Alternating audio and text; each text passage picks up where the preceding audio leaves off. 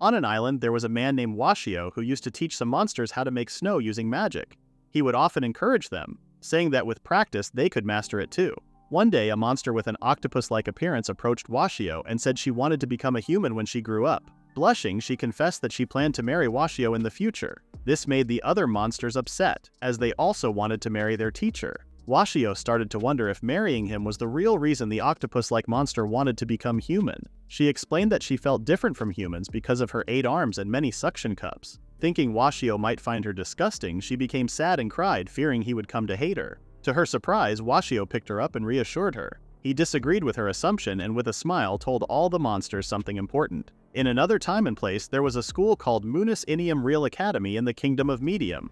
Some exhausted students were heading home when one of them accidentally collided with a male teacher.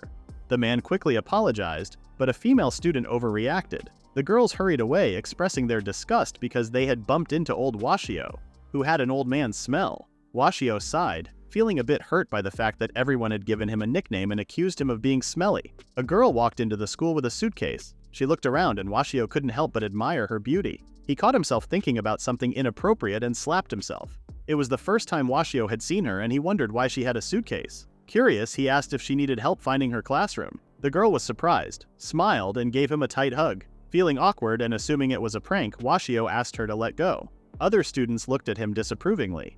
The girl, realizing the misunderstanding, backed off and explained that she was looking for the head teacher's office. She had forgotten her school map and asked Washio for directions. Despite feeling flustered, Washio guided her to the office and reminded her about the map in the student ID book.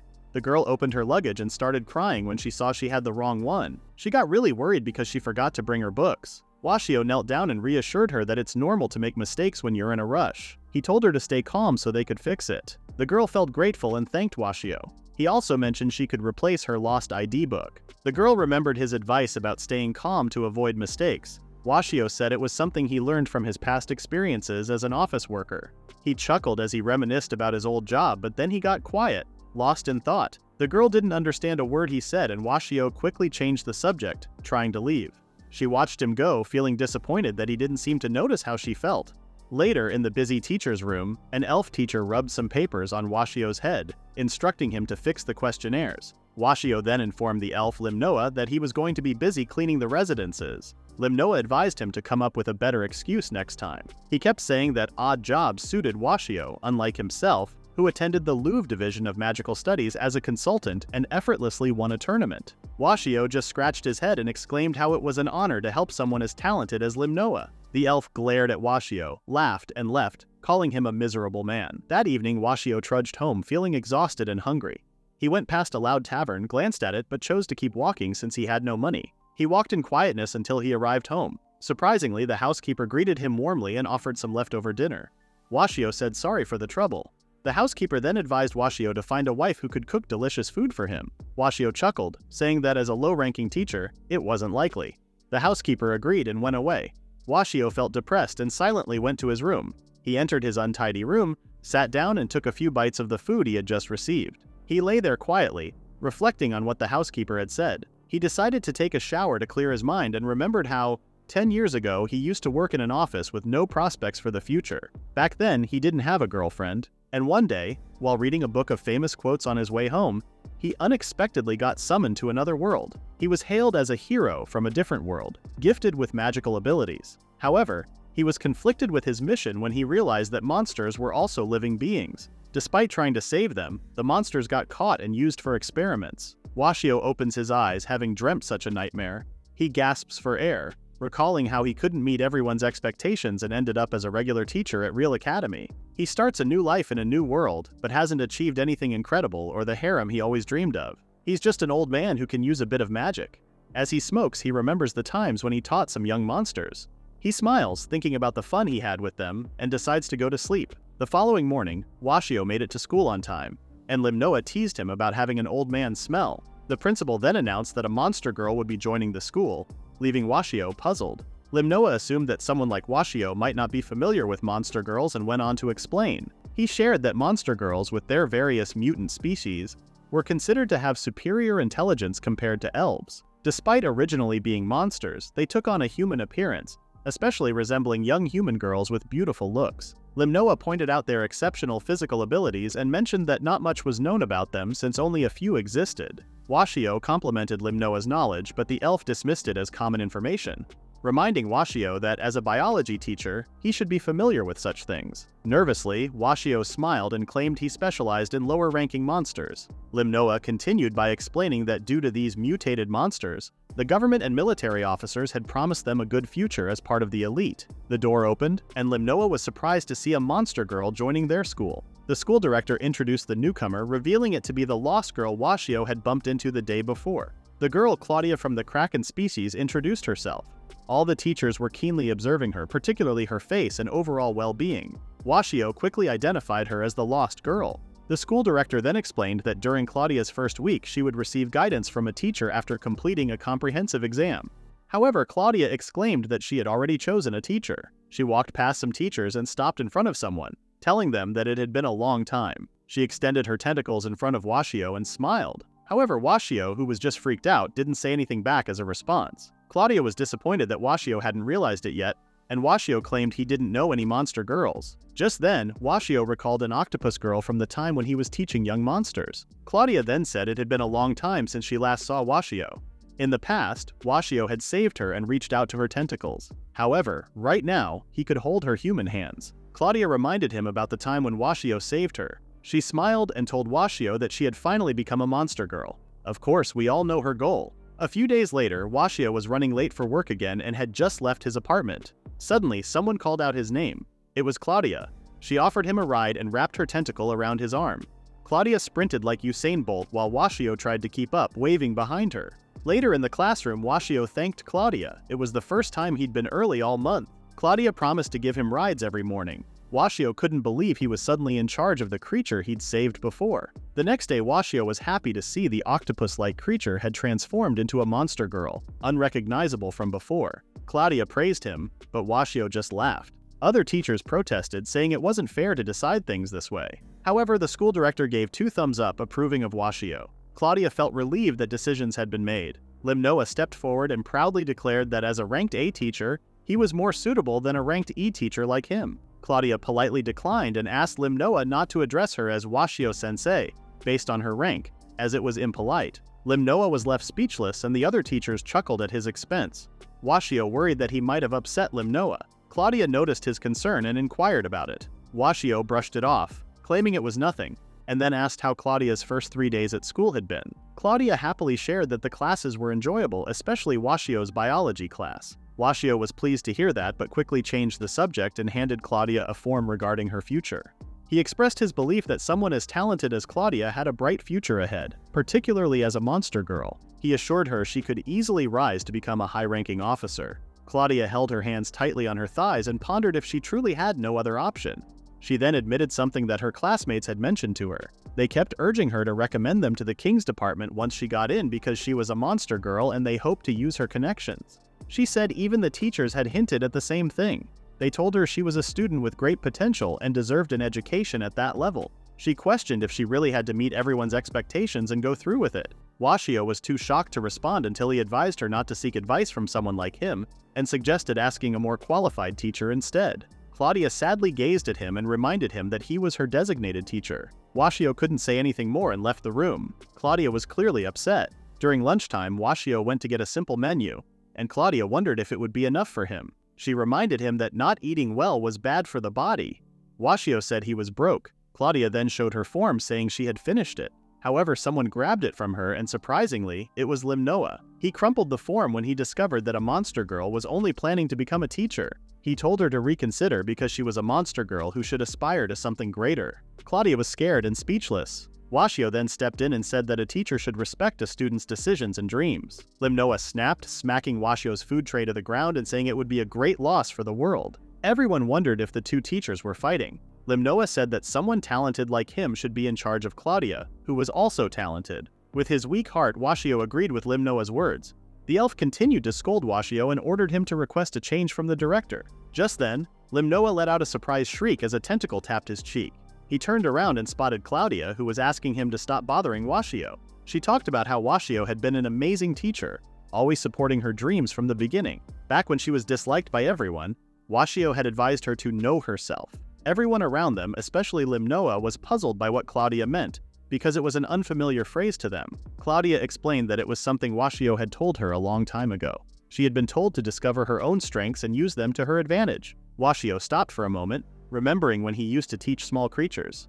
There was a time when Claudia dreamed of becoming human so she could marry Washio, even though she worried people might dislike her because of her looks. Washio lifted her spirits by sharing a phrase he loved: know yourself. He encouraged Claudia to discover her unique talents before feeling jealous of others. He urged her to focus on honing her own skills and finding happiness within herself. The little octopus blushed with embarrassment.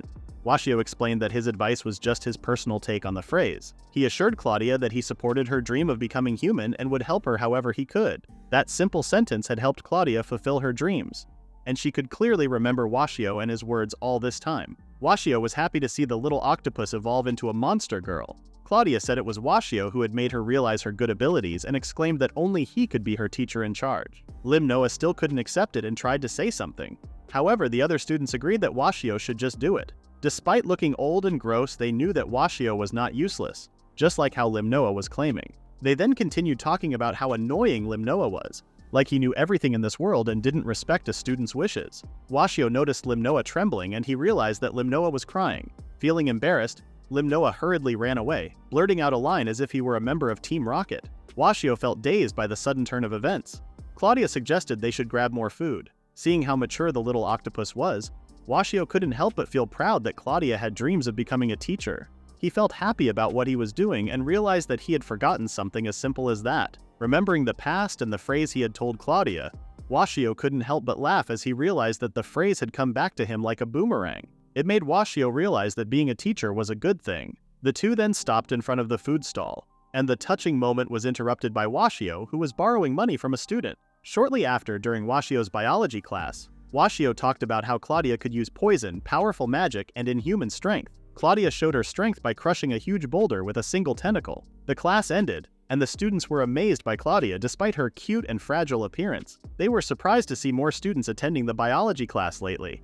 Washio said sorry to Claudia for any inconvenience, but the monster girl was glad to help him since she wanted to be with him. Washio told her to stop joking around, but Claudia ignored him and reached for the chalk writings on the higher part of the board. Washio was shocked that Claudia could reach so high, but she said that what she showed was her limit. Washio remarked on how useful the tentacle was and quickly apologized, sensing that his comment might have sounded insulting. However, Claudia took the opportunity to playfully tease Washio about how useful it had been. She showed off its abilities, mentioning how it could stretch, shrink, bend, and was strong enough to crush a boulder. Wrapping her tentacles around Washio, she jokingly touched him, claiming it was like giving a massage. She admitted she had worked as a masseuse for a while after they separated and had a good reputation for it. Washio was impressed and complimented her skills, dropping to the ground. Claudia then suggested trying a different kind of massage.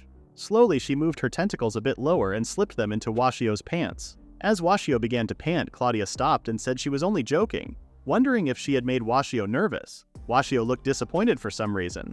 Claudia mentioned she was still 16 in human years and was trying to charm Washio. The school bell rang and Washio said the next class was about to start. Claudia pouted in disappointment since she wanted to spend more time with Washio, but feeling hungry, she went out to get lunch. As she left, Washio slumped onto the teacher's podium desk, realizing how his heart had almost dropped. Meanwhile, Claudia still found it difficult to be charming. When the bell rang again, she hurried off somewhere. Outside the school, a carriage stopped and a girl stepped out of it. The girl, dressed simply and with a pure look, wondered if Washio still remembered her. By the way, Washio had a nightmare involving tentacles that night. Later that day, Washio emerged from the school building, appearing happy and refreshed. It was a rare occurrence for him to feel this way, almost like a miracle. As he walked away, someone called out to him and a girl hugged him from behind. Washio suddenly stepped back, feeling something soft against his back. It was the same girl who had exited the carriage earlier. She mentioned it had been a long time, but Washio didn't recognize her at all. The girl acknowledged that she looked different now, having changed a lot. Then she lifted her skirt in front of Washio, who became nervous. Spider legs emerged from underneath her skirt as she introduced herself as the Spider Washio from the past. It was evident that she had also transformed into a monster girl. Washio wondered if she truly was the little spider from back then. Shortly after, Washio and the girl went to a tavern. The girl was amazed when they arrived at a small restaurant with a broken chandelier. They were shown to their seats and the girl wondered if the dirty barrel was meant for sitting. The tavern owner became upset, but Washio apologized. The owner forgave him and tried to be understanding since it was Washio's first time bringing a girl. Before long, they had a meal, and the girl enjoyed some meat and vegetables on skewers. She found it tasty despite the meat appearing dry. Washio became concerned because the spider girl was criticizing the restaurant. The girl explained she was just sharing her opinion. Since Washio was still using a nickname for her, the girl introduced herself as Aria. Those nearby admired her name, just as they admired Aria's beauty. Washio couldn't believe that the timid little spider who always hid in the corner of the classroom had evolved into a monster girl. Aria said those were tough times but appreciated Washio's encouragement. Washio was puzzled by her remark. Aria remembered that Washio was still teaching and wondered what kind of influence he had on his students. Washio admitted he was now a biology teacher. Aria was surprised, knowing Washio had more potential. Washio said it was okay because circumstances had changed. Aria noticed Washio's sadness and wondered if that was true. Washio then changed the topic and asked Aria if she remembered the little octopus from before. Aria could only remember it as a naive creature. Washio then told her that the little octopus was now named Claudia. He mentioned that Claudia had become a monster girl like him and was also his student. He was happy that Claudia admired him, but he found their relationship a bit strange. Washio went on to talk about how clingy Claudia still was, just like when she was little. While Washio talked, Aria started to get increasingly irritated. She asked the tavern owner for the most expensive menu and beer. Washio was shocked by Aria's sudden change in demeanor. Even the other customers were surprised.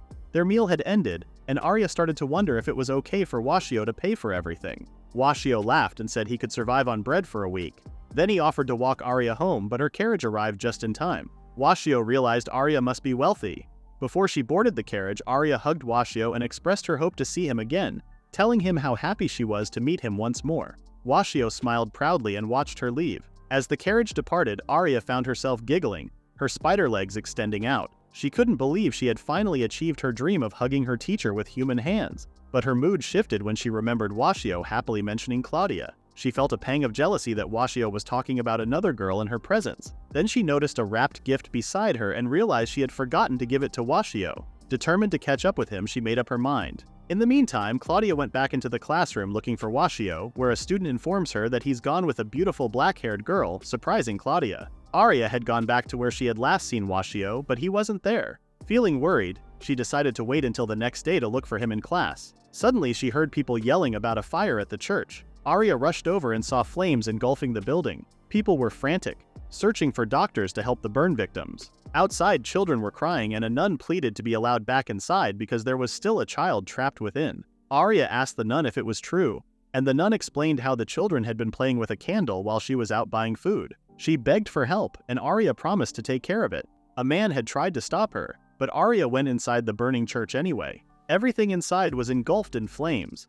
Aria's water magic skills were a bit rusty, so she hurried to find the child. She searched through the rooms, shouting that she had come to help. Aria kept looking around until she heard someone coughing. She walked over to a nearby bookshelf and found the unconscious child trapped on it. Using her spider-like legs, she destroyed the bookshelf and lifted the child, reassuring him that everything was going to be okay. However, a fiery section of the ceiling began to crack, catching Aria's attention. She spotted it just in time. She thought about using lightning magic to obliterate everything, but that would also harm the unconscious child nearby.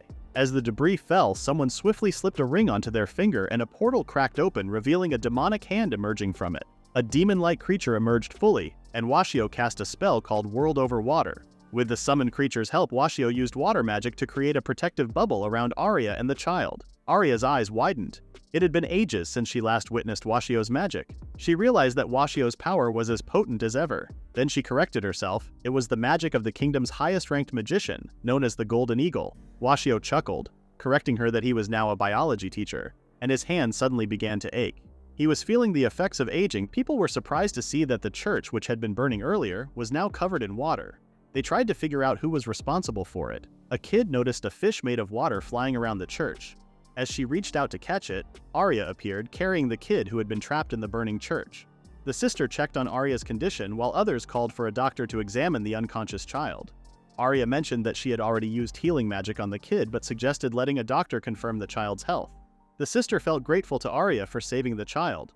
A man then murmured that it was expected for a monster girl to cover the burning church with water, and praised how beautiful it looked. Everyone was shocked to learn that Arya was one of those well-known monster girls who had a beautiful appearance but inhuman strength. As people gathered around her, Arya humbly said it was no big deal. She then noticed Washio in the distance trying to leave the scene. She called out to him, but Washio just apologized and asked her to take care of things for him.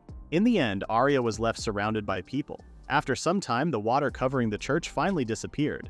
The curious kid from earlier asked if the fish she saw was also made of magic. Arya confirmed it and created more fish out of water. The kid looked happy, and Arya noticed a flower wreath on her head. The kid said it was given by a man with magic, who told her that everything would be fine. Although she felt sad about what happened to the church, the man cheered her up. She said she had come to love magic because it brought happiness to people. Arya remembered how Washio had given her a flower wreath when she was just a spiderling. At that time, Arya often felt disappointed because all she ever received were flowers. She even asked why Washio was teaching them magic. Washio explained that he taught them magic because it would be useful in life later on. Arya responded that they hadn't asked for it. Washio acknowledged her point but shared some wisdom with her. The secret to living was giving. He said that giving something, whether it was a flower or a smile, could make someone feel good. It didn't matter what it was, as long as it made both the giver and the receiver happy. He knew that soon enough this would become the purpose of the monster kids' lives. Arya felt touched and wanted to follow in Washio's footsteps. She couldn't help but smile, knowing that Washio still continued to give to others. The next morning at school, rumors spread that a monster girl had resolved the church fire. Some thought it was Claudia, but those who knew about the new transfer student said it was someone named Arya. Claudia heard the rumors and approached Arya. Arya denied being responsible, and Claudia quickly realized that it was probably Washio's doing since Arya wasn't good with water magic. Claudia wished she could have seen Washio's magic. She asked if the muscle was also involved in the incident. Arya confirmed that it was more muscular and the number of fish had increased. Claudia expressed her eagerness to see it. Washio approached the girls and asked if they had been talking about the past. Arya then acted prim and proper, thanking Washio once again. Because of him, she had been able to transform into a monster girl. As a token of appreciation, Arya gave him a wrapped gift. Washio asked if she was sure about giving him the gift. Arya reminded him that living is giving, after all. Claudia watched as Washio got excited over Arya's gift, his eyes sparkling. Arya then reached for Washio's tie and pulled it off, replacing it with a new one that had a spiderweb design. Seeing Washio wear it, Arya got excited and gave him a big hug. Claudia couldn't do anything but tremble in the background. She said it would have been better if the tie had an octopus design, but Arya insisted that her spiderweb design was better. The two continued their playful argument while the other students watched them from the ground floor. Shortly after, Arya submitted a document expressing her interest in joining the Magic Guard. Washio agreed because even among the students, Arya had exceptional magical abilities. Washio promised to support Arya as much as he could in reaching her goal. Out of nowhere, Arya gave him a sweet hug. Washio felt glad that both Arya and Claudia were thinking about their futures. He reminded himself to do his best to help them. Suddenly, other faculty members started arguing, each believing that one of their students would win this upcoming spring because they had exceptional first-year students. However, they soon felt down as they remembered Lim Noah's 5-year winning streak, and assumed Lim Noah would win again this year. Washio noticed that the other teachers were getting excited, but he didn't think it was any of his business. Claudia soon found out about Arya, who used to get angry and bite others, joining the Magic Guard. Arya claimed it was Claudia's fault because she always brought worms, even though she hated insects despite being a spider. Arya then asked what Claudia planned to do, and the octopus girl said she wanted to become a teacher like Washio since she liked the idea of monsters and humans studying together. Arya called it a wonderful dream. Just then, some students started smelling something pleasant and thought that a flower spirit might be nearby. At that moment, a group of 3 students approached the 2 girls and asked them to join their faction. The 2 monster girls looked confused. The leader of the trio introduced himself as Frederick, a second-year student and a member of Lim Noah's faction. With him were a third-year student from Alba's faction and another third-year from Julia's faction. The girls were puzzled about the factions, so Frederick explained that there were 3 ways to activate magic, and each faction studied different types of innovations to help improve each other's magic. Claudia and Arya understood that it was a magic study group and wondered what to do. The third-year students tried to recruit them, but the narcissistic Frederick insisted that they should join Lim Noah's faction. He boasted that he could help the 2 girls become 1,000 times stronger. He claimed that such elite people should join their faction and shine with them. Frederick had tried to charm his way in, but Claudia bluntly refused his invitation.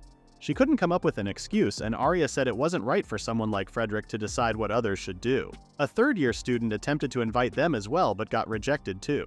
Arya mentioned that she wasn't comfortable with large gatherings, and Claudia wasn't very good with magic since she was more physically inclined. Frederick then stood up and suggested settling things with a magic duel. Claudia tried to refuse him again, but Frederick ignored her and activated a water-based magic spell. He attempted to drown them with a tidal wave, but Claudia easily dispersed the water with a whip of her tentacle. She then glared at Frederick, who began praising her skills as a monster girl. He asked them to return the favor by showing their magic. Arya reminded him that they had already refused his invitation. Determined, Frederick decided to motivate them by summoning a creepy furry creature from his shadow. Meanwhile, in Limnoa's class, he briefly reviewed the principles of magic. He explained that when performing an invocation, a representation of their magical power would appear from the shadows. The appearance of this representation depended on the summoner's rank in magic. This phenomenon was called the image of magic power. Claudia and Arya then realized that the creature before them was a werewolf. Frederick introduced the manifestation of his magic power as if he were showing off an expensive accessory. He wondered if the two monster girls were surprised. Returning to Limnoa's discussion, he explained that the materialization of magic power reflected the user's spirit. These manifestations could take the form of monsters, beasts, or magical creatures, but the key aspect was their size, not their shape. The size was directly linked to the user's magic power. Based on this manifestation alone, others could gauge the user's power just by looking. Frederick stood proudly as the other students were amazed by his imp, the representation of his magic power. They realized that Frederick had grown stronger over the last 2 years. Arya then noticed that the imp was likely around rank C or B. Frederick asked her not to jump to conclusions and demonstrated his magic. He invoked an ice-based spell, causing a massive chunk of sharp ice to appear above them. The large ice block then fell, but Claudia easily destroyed it with her powerful tentacles. Frederick asked if the size of his magic was surprising.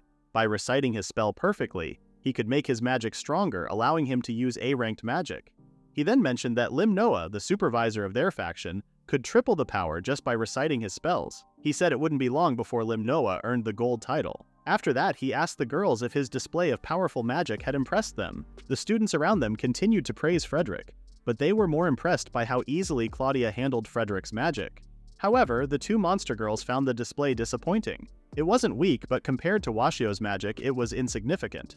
Claudia then refused Frederick's invitation for the third time, stating she would ask Washio for help with the invocations instead. Frederick remembered Washio as a boring old man and a useless teacher, which earned him angry glares from Arya and Claudia. He recalled that the monster girls owed Washio a favor from the past and wondered if that was why they chose him. He then mentioned that Limnoa had told him something about Washio being a classmate and graduating together, even though Washio remained an E rank. Frederick assumed the monster girls were being threatened into choosing Washio as their teacher in exchange for his help in their evolution. He called Washio creepy. Just then, something flew past Frederick, easily disintegrating the head of his imp and putting a hole in the tower behind him. The tower then exploded, and Frederick's eyes and mouth widened in shock. Claudia noticed that everyone in Limnoa's faction thought and talked the same way about Washio. She exclaimed how much she hated how they always made fun of Washio. Her tentacles were out of her and was ready for a serious fight. The students reacted differently, some with admiration and others with fear, after witnessing Claudia's magic. Arya reminded Claudia how inappropriate it was to show her legs in public while wearing a skirt. She asked Claudia to control her temper. Despite her warning toward Claudia, Arya herself also revealed her spider legs and spider abdomen, which had a demonic skull mark on them. She then ordered Frederick to apologize for his rude remarks about Washio. Frederick, who had been showing off just moments before, froze in fear in front of the powerful monster girls. The other students had been scared when they saw the tentacles and spider legs, but the fact that they came from a girl made it oddly beautiful. Frederick remained frozen in place as the monster girls asked for forgiveness for the things he had said about Washio. Although Arya sounded calm, the fact that her other spider eyes started appearing showed how angry she really was. Frederick suddenly felt a chill. Washio then arrived at the scene and exclaimed that the library had been blown to pieces. Limnoa also came out of his classroom to check on the sudden commotion. When he saw the damaged library tower, he angrily asked who was responsible in destroying it. Claudia quickly exclaimed that it was Frederick who had started it. Claudia's hand was suddenly grabbed and she felt a chill. In front of her, Frederick knelt and confessed his love. Everyone in the hallway was confused. It was the first time Frederick had seen such powerful magic. He was amazed that Claudia had used such strength without chanting, even though she was wearing a limiting ring, which restricted her power. Seeing her release so much power while wearing the ring was extraordinary to him. He declared that what he felt was true love and asked Claudia to become engaged to him. His words and actions gave Claudia an eerie feeling. Washio interrupted their confrontation and reminded Frederick to write a letter of apology for causing the explosion. Claudia insisted it wasn't a lover's quarrel. Seeing the commotion, Limnoa criticized Washio for not handling the situation properly, given that he was in charge. Washio defended the two girls, saying they must have had a good reason for their actions. He realized Limnoa was right and decided to be stricter with them. Limnoa offered to take over if Washio found it too difficult. Washio didn't respond and simply walked away with the girls. He recognized that Limnoa's persistence was one of his positive traits. Later in the counselor's room, Frederick proudly presented a letter of apology. This made Washio realize that Frederick had started the conflict, and Claudia had only defended herself. Frederick said he had already been reflecting on his actions. Washio wondered why Frederick was being so formal, knowing Frederick was part of Limnoa's faction. Washio warned him to be cautious of his image. However, Frederick wasn't worried since Limnoa could handle any situation and cover it like nothing happened. Frederick then excused himself, but before leaving he promised to remove the brainwashing Washio had put on Claudia so they could officially go out later. Claudia rejected Frederick, and it is the fourth rejection this day. Frederick then turned to Arya and apologized that he couldn't like her because he couldn't handle insects. Despite this, he wanted to be considerate and invited her to join their faction. Unfortunately, he received his fifth rejection of the day. After Frederick left, Washio acted nostalgically, as if he were witnessing something youthful. The girls who were still writing their apology papers asked him to stop and wondered if he was blind after what just happened in front of him. Washio said they looked good together since Frederick was young and handsome while he was just an old man. Washio then looked down, feeling regretful of his own words. Claudia approached him and said she disliked that part of him. Feeling hurt, she asked Washio for a date after their classes as punishment. Washio claimed he was busy for the rest of the month. Suddenly, Arya remembered something. Frederick still hadn't apologized for bad-mouthing Washio. After the girls finished writing their reflection papers, Washio reminded them not to use magic outside of class. The girls promised to remember that. Claudia then got up, saying she would go to class. Before leaving, she reminded Washio about their date after class, which made him sigh. Soon after, Claudia came out of the dressing room in a new set of casual clothes and asked how she looked. The store employees praised her for being incredibly cute. Washio felt lost, noticing Claudia's confidence and that she was waiting for his praise. He told her she looked really cute. Just then, Arya appeared in her casual clothes, asking how she looked too. The store employees exclaimed about how cute they both were, and Washio agreed. The girls clenched their fists, feeling victorious. When Claudia asked Washio for more comments about the other clothes she picked, the store employees started gossiping about him. They talked about his low level as a teacher and questioned his ability to handle the monster girls. Arya and Claudia shot them a cold glare and then grabbed Washio, dragging him away to get some desserts. Everyone got some crepes, and Arya tried to feed Washio, but he said he was already full. Arya kept insisting until a drunk old man noticed Washio and asked how he was. He thought it was cute that Washio was out with students and claimed he had seen Arya in the tavern once. Washio could tell how drunk the old man was, but the old man insisted he wasn't drunk. He then urged Washio to aim for a promotion now that he had cute students, saying being at the lowest level was pathetic. He also asked if Washio felt frustrated that Limnoa was at the same level. The girls remembered how the two men called themselves colleagues but didn't act like it. Washio told the old man that being level E without responsibilities suited him just fine. The old man smacked Washio, calling him pathetic for someone his age. Washio reminded him that he was almost 50. The old man claimed that when he was younger, he was eager to get promoted. Meanwhile, the girls talked about how everyone underestimated Washio. Limnoa and Frederick were obvious, but even the townspeople did. Arya wondered what they could do, and Claudia suddenly had a proposal for her. Arya said she also had an idea. Washio noticed the girls walking away and asked where they were going. The two girls told him to stay away because they wanted to have some girls talk. While they chatted and agreed on something, Washio was bothered by an old drunk man. Suddenly, Arya and Claudia ran off, saying they had something urgent to do and promised to meet again another day. As he watched them leave, Washio felt sad, realizing he now had free time. The old man then invited Washio for a drink and a chat. The next morning, Washio went to the cafeteria and found it strange that Arya and Claudia were missing. Just then, Arya appeared out of nowhere and asked Washio to sign something. When Washio asked what it was, Arya proudly said it was a document to create the Washio faction, and they wanted to show everyone how great Washio was as a teacher. Washio looked very worried when he heard Arya's plan. He worried about what kind of faction it was, realizing it was just another problem. However, he found a loophole and told Arya there was no authority to oversee factions at E rank, so it would be impossible for him. Arya exclaimed it was possible and discussed the requirements to form a faction, saying everything was met. They had a unique magic method using the raising ring, at least 3 members after Claudia recruited them, and Washio had been promoted to D rank, the minimum rank to oversee a faction. Washio was surprised by his sudden promotion since he had been at E rank for 20 years. Arya then revealed she had threatened the director, saying she would leave the school if she couldn't create Washio's faction. Washio angrily told her not to threaten the director like that. Arya claimed all that was left was Washio's signature and urged him to write quickly. Feeling cornered, Washio began to think silently. He then suggested it might be better not to create a new faction. Arya was taken aback. Washio explained that he and Claudia could still learn enough magic with existing factions and by interacting with more students, which would deepen their knowledge. He asked them not to worry about him and to connect with others instead, reminding Arya how Frederick had invited them to join Limnoa's faction. Even if the girls disliked Limnoa, Washio believed someone exceptional like him could handle them. Just then, Washio noticed Arya crying silently while glaring at him. He stopped talking, taken aback. Arya said Washio was much more wonderful as both a teacher and a magician. Instead of denying the unfair E-rank evaluation, Washio accepted it, which frustrated Arya. He then apologized, and Arya asked him to sign the document if he truly felt sorry. Washio stared at Arya and recalled the time he first met her when she was beside her dead parents. As he tried to say something, Claudia suddenly appeared, calling out his name. As usual, he was distracted by her ample figure. She then showed him a letter addressed to him that looked urgent. Washio wondered if it was from the landlord and opened it. The landlord began by apologizing and asked Washio to leave the place immediately the next day.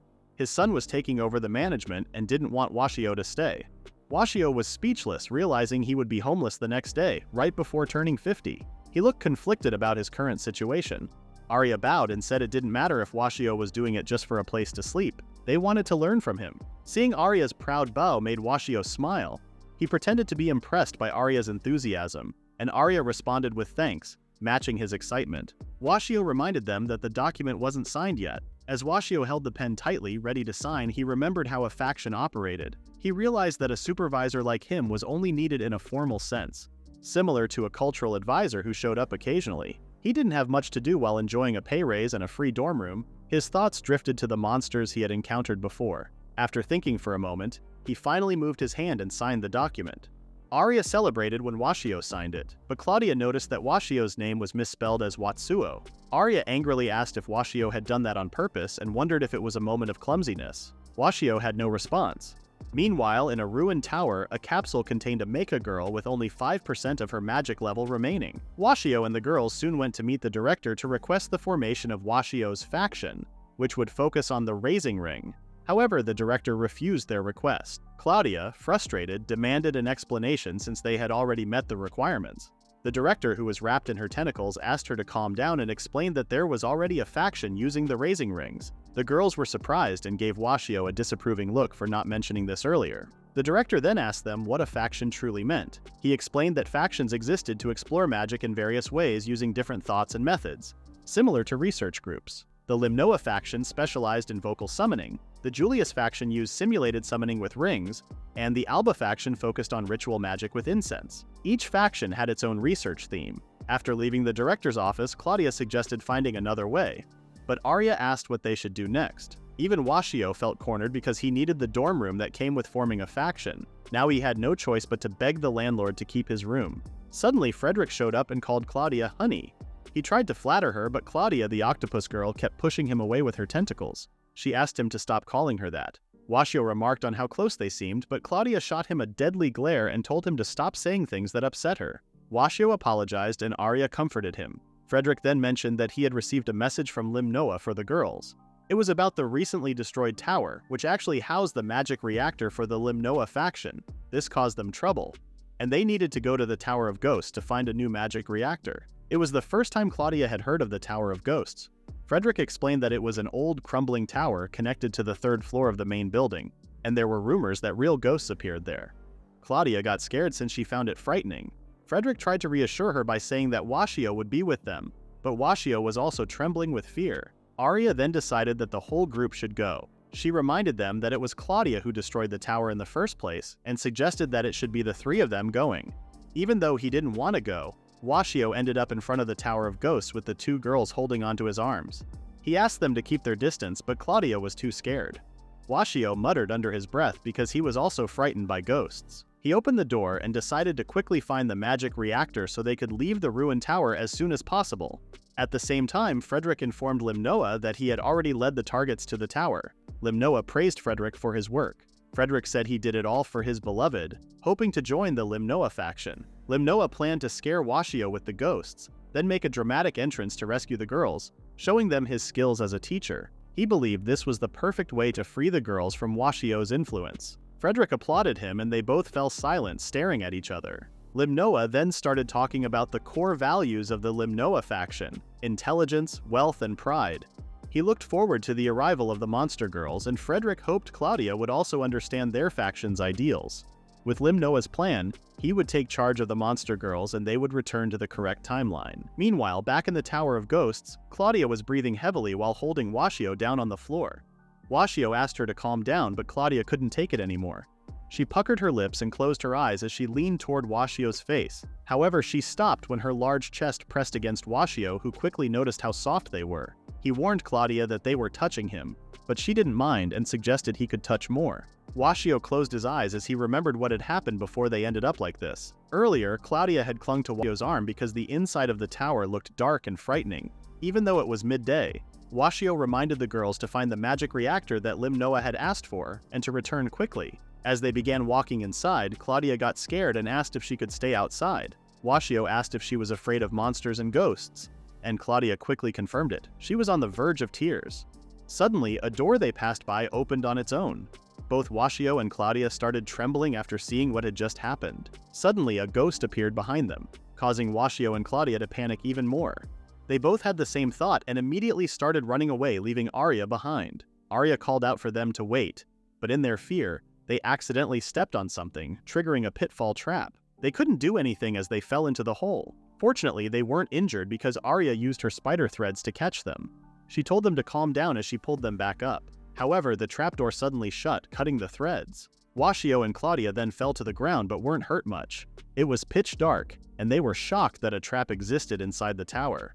Washio worried about Arya's safety but decided to focus on Claudia, who was in front of him. He began removing the spiderwebs tangled around her. Out of nowhere, Claudia started blushing and breathing heavily, saying she felt strange. She crawled towards Washio, saying she couldn't control her monster instincts. Hearing this, Washio panicked and urged her to fight her urges. Claudia explained that instincts were the feelings and actions that happened before thinking. Frustrated, Washio asked what she meant. Claudia continued moving towards him despite his attempts to stop her. She mentioned she was okay with it since they would eventually get married. She began loosening her necktie.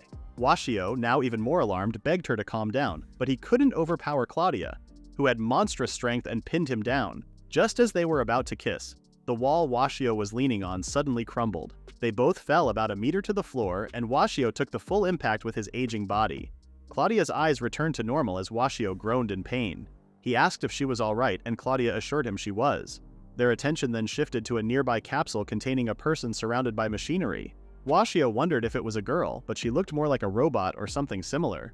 A voice over the announcement system declared that the magic level had finally reached 0%, and the automaton would shut down for information protection, exploding in 60 seconds. Now, Washio and Claudia had something else to fear besides ghosts. The countdown began, and the two of them panicked. Claudia asked what they should do, and Washio shouted that they needed to escape. However, the only door in the room was tightly sealed and wouldn't open. They soon realized they were trapped inside.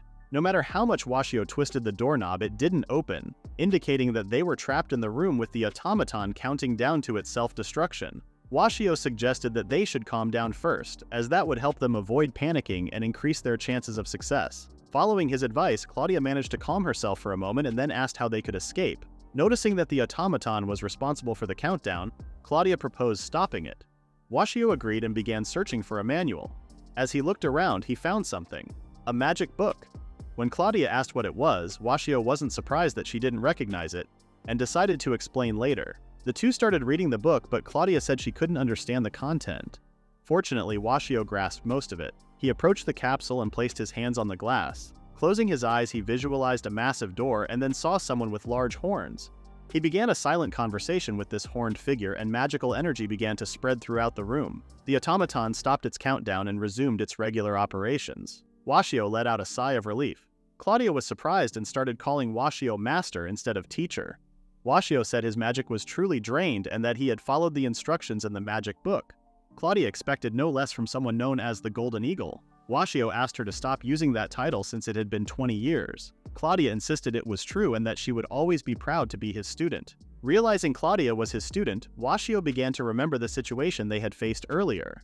Curious, Claudia then asked what the magic book was about. Washio explained that the book was an ancient magical artifact. It was his first time seeing a real one, and he believed it contained many lost spells. However, he said he couldn't understand everything without a language analysis. Claudia recalled him reading it correctly earlier, but Washio said only a few words were clear. At that moment, Washio found some notes. Claudia then had an idea. She suggested using the magic book as the study focus for their group. Washio was surprised by this suggestion, but suddenly, something opened behind them. The girl from before emerged from the capsule. She looked at them as they stood there, silently surprised. She asked if they knew her master.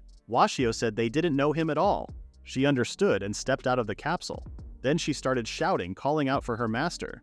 She apologized for sleeping for so long and proposed restarting her master's research. Hearing this, Washio looked sad and glanced at the notes he had found earlier. He handed them to the girl, who quickly recognized her master's handwriting. The notes revealed that her master didn't have much time left but had no regrets. He was happy he had spent his time researching magic with her, but he was too weak to continue using the magic book and her. He suggested passing the responsibility to the next master and asked them to add new pages to the book, continuing the girl's mission. The girl could only say her master's name. She thanked Washio for showing her the notes and offered to unlock the door so they could go home. Claudia suggested going with them, but the girl said she had no reason to exist anymore since her master was gone. She decided to go back to sleep until her master returned. In the end, the girl went back to sleep in the capsule. Claudia asked Washio if he wanted to be the girl's new master, but he said he couldn't. Claudia mentioned that Washio had a lot of magic in him, but he explained again that he couldn't because he was just a simple biology teacher. Claudia felt nervous as she watched Washio walk away with a troubled look on his face. Washio then remembered what was written in the notes, asking the next master to take care of both the book and the girl. Claudia asked again if Washio was sure about leaving the girl alone. She called out his name, but Washio kept walking. He remembered most of the notes. The original master assumed the person reading his letter would have exceptional magical abilities and didn't care about age. However, his focus was on something else. The book, known as the Black Leather Grimoire That Keeps Silent, was one of the 7 ancient artifacts. The girl was the book's guardian. For generations, the book had been entrusted to those capable enough to be its owners, also called administrators. Unfortunately, the previous master's magical abilities were too weak to handle both the book and the girl. He had no regrets, and looked forward to his research every day. As he wrote the letter, he hoped the next master would continue adding new pages to the book alongside the girl, as that was her mission. Washio thought it wasn't about his magical abilities, but that the 7 artifacts were too much for a biology teacher like him. He believed there were more suitable and worthy people for the role than himself. Claudia noticed Washio's worried expression. She paused and looked back at the girl sleeping in the capsule. She felt so sad that she bit her lip in frustration. She asked Washio to become the girl's mentor and pleaded with him to do so. Washio agreed it was unfortunate that the girl went back to sleep after waking up, but he said he couldn't help her. Claudia then grabbed his hands and asked him to help the girl just as he had helped them, the monsters, before. She didn't know what had happened to Washio after they went separate ways or what he was currently worried about, but to her, Washio was always the kind and dependable man who helped others. She said that was how she saw him. Washio then began thinking about how Claudia and Arya had grown up to be strong and dependable. He found it hard to believe he needed a student to push him into making decisions. Washio understood what Claudia was asking, but still thought it was strange for a teacher to take on the role of the girl's mentor. He apologized for being an awkward and clumsy teacher. He promised Claudia that he would explain one day why he ended up becoming a pathetic old man. Claudia couldn't help but smile at Washio's honesty and said that this part of him was also a part of who he was. Washio wasn't sure if that was a compliment. They returned to the room with the capsule. After opening it, they watched as the girl began to wake up. Washio remembered more details from the letter. The previous master had mentioned that the girl had a heart and asked the next master to give her a name and lots of love. He also wished for her to receive a genuine smile that he himself had never experienced. When the girl woke up, Washio greeted her and called her Alice. He held her hand and promised that her mornings would be filled with light and hope. He asked if she would go out with him. As her system rebooted, the girl asked what Alice meant. Washio explained that he had given her a name and worried whether she didn't like it. The girl understood, updated her name to Alice, and asked if Washio was her new master. Washio confirmed this, and Claudia introduced him as their teacher. Alice then updated her database with Washio's name and greeted him as her new master. Washio asked her not to call him that. Soon after, Limnoa was shocked when Washio returned with a rare automaton and one of the Great 7 artifacts. Washio had found them in a hidden basement in the Tower of Ghosts. Limnoa was clearly surprised by Washio's unexpected discoveries. Even the director was astonished to see a grimoire in the academy, and praised Limnoa for sending Washio to retrieve it. Limnoa, of course, quickly took the credit and reminded everyone of his high rank as a teacher. Claudia then suggested using the grimoire as a research subject for the Washio faction. The director agreed but was concerned if Washio could handle it. Washio assured him that he would do whatever it took, as his students were all exceptional in their own ways. Arya and Claudia couldn't help but smile. Alice suddenly reminded them that she wasn't a student, and Washio asked her not to spoil the moment. In the end, the director approved the creation of the Washio faction, and their residence would be the Tower of Ghosts, which would soon be repaired. Washio and Claudia felt downhearted about living with ghosts. Arya told them not to be sad because the ghost in the tower was actually friendly and kind. The two were surprised and asked if Arya could speak to ghosts. Arya said she had a nice conversation with the friendly ghost since she was bored after they left her behind. However, she mentioned that Limnoa had taken the ghost away. Alice realized how close they were standing. Washio then asked the two monster girls to help Alice pick out some clothes. Claudia mentioned that, even though Alice was already dressed, her current outfit seemed awkward. Staring at the tight clothes, Arya agreed, saying it was difficult to know where to look. Washio began to walk away, telling them not to be shy with each other. He explained he would be busy handling paperwork for the Ghost Tower's repairs. The girls tried to lead Alice away, but she wanted to stay beside her master. The girls insisted they needed to strengthen their friendship first. Alice called out to her master, but Washio just smiled and waved. While the girls shopped for clothes, Washio met with the dwarves to discuss the repairs. Alice ended up getting some new outfits. The dwarves began working on the Ghost Tower, and the progress was going smoothly. Later, the girls returned and showed Alice her new clothes. Washio was surprised to see her in a maid outfit. Alice explained that she chose the best attire for serving her master. The dwarves whispered about the cute girls hanging around with an old guy like Washio. Claudia asked if Alice looked adorable, and Washio quickly agreed. Alice was surprised and smiled for the first time. Claudia teased her about blushing, but Alice said she didn't have such features. Arya noticed her smile, but Alice denied it. Washio then asked them to stay back because the repairs were still ongoing. Alice offered to help with the repairs, but the dwarves didn't want a girl like her doing heavy labor. The girls insisted it would be okay since they were monster girls and a machine. Surprised, the dwarves decided to accept their help. At that moment, a piece of equipment holding a boulder started creaking, and Alice quickly noticed it. Her right arm transformed into a cannon by flipping her wrist, and she decided to destroy the boulder, which could be dangerous for her master. With just one shot, the massive rock disintegrated into nothing. Washio and the dwarves were stunned. After eliminating the threat, Alice's arm returned to normal. She approached Washio and gently grabbed his face, asking if her master was okay. Washio assured her that he was safe. He smiled, feeling fortunate to have gained the affection of another incredible girl like Alice. Alice was relieved that Washio was unharmed, and asked everyone to continue with the repair work. The next day, Washio asked the landlord he knew if he really needed to go out. The landlord said she wanted Washio to stay, but her son insisted that they throw him out. She apologized and asked Washio to leave for good. Washio tried to ask for the son's forgiveness, but the landlord told him again that he had to go. As they walked away, Washio wondered what he would do with his life. Alice asked if he planned to stay in an inn while the ghost tower was being repaired, but Washio said he didn't have the money for that. Claudia then remembered that Washio didn't have friends to help him, so she suggested he stay in her room for a while. Washio refused. Arya then offered her room and promised him the best hospitality ever. Alice just stared at them. Washio said it would be strange for a teacher to stay in a student's room. Claudia insisted it wasn't weird at all. She asked if Washio felt nervous when she invited him into her room. Teasingly, she asked if he expected something more than just sleeping. She offered to lie down together on her bed and talk a little every night. Then she suggested something bolder and used her tentacle to tickle Washio's sides. In a panic, Washio told her to stop what she was doing in public. Arya leaned toward him and suggested that she didn't mind since there should be no boundaries between a teacher and a student. She teasingly claimed she wouldn't mind if something more happened than just sleeping normally. Alice continued to analyze the situation and process something in her system. Alice tried to tell her master something, but Washio suddenly started shouting. He asked them not to underestimate him, claiming he had friends to help him when he was in trouble.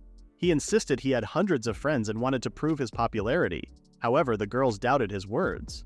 Washio soon approached his frenemy Limnoa, but the elven teacher outright refused his request. Washio asked her to consider it for the sake of their camaraderie, but Limnoa didn't want to help him. She reminded Washio of their ranks, even though they knew each other. Claudia and Arya started to doubt if the two had really been classmates before. Limnoa made the gap in their ranks clear, saying it was unbearable to breathe the same air as him. The others wondered how Limnoa felt in the teacher's lounge if that were the case. Limnoa then offered the balcony if Washio wanted it. With Alice's help, Washio set up his bed on the balcony without hesitation.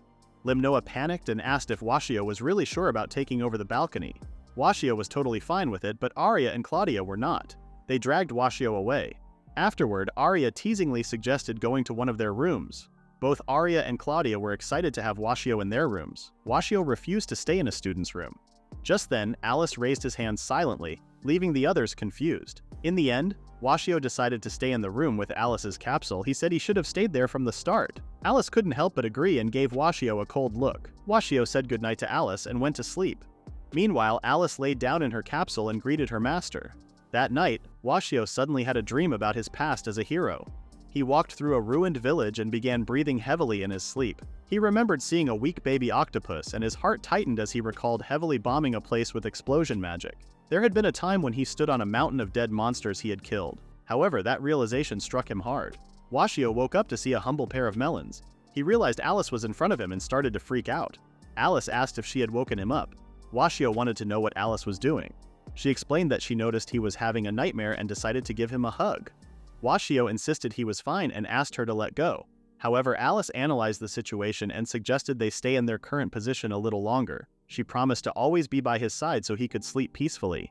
Washio insisted he was really okay now. He tried to escape the hug, but Alice was too strong. She began telling Washio words of affirmation, assuring him that everything was fine. Her voice was soothing, like ASMR to Washio's ears.